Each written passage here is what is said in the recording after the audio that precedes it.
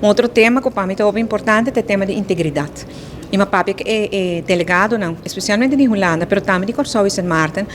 Passou como na Holanda, porque há parlamentário que ganha riba do CV, está barra, está entregando seu retiro como parlamentário. Aqui não tem um ministro que ganha 3 lunas passadas, dia já, e não quer dar uma prova, e não quer barra.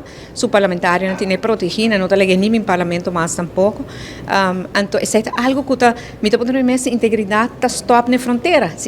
Integridade conta somente para fora de Aruba e não na Aruba.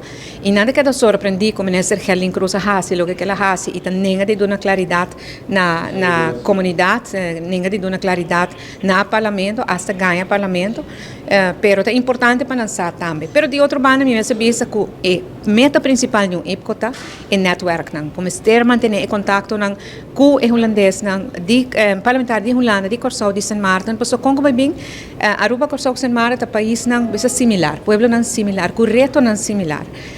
E mais bom interatuar com outros, com outros atender com o reto, mais limpo por solucionar também. Então, e na Holanda, é importante estar com nanta vai tomar decisão de nós, riba nós.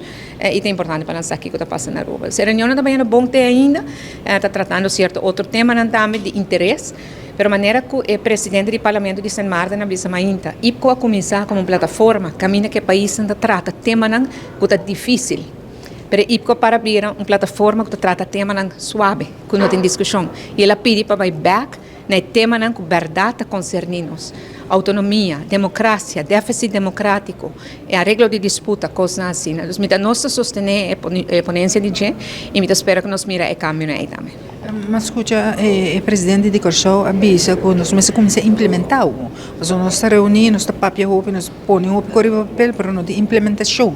O que o pensamento traz disso? Isso é algo que a gente reparar acaba de ir para bastante tempo e pensei a nós em Fraction Map tomar outro approach. Nós também nós participando, nós dando nossa contribuição, mas tem momento inoficial, mas um rato passado, nós há ampla oportunidade para reunir com a delegação holandesa, nós está trazendo nos pontos para adiante, que é uma boa plataforma para esse e junto assim, nós podemos chegar na implementação de local que eu vou falar.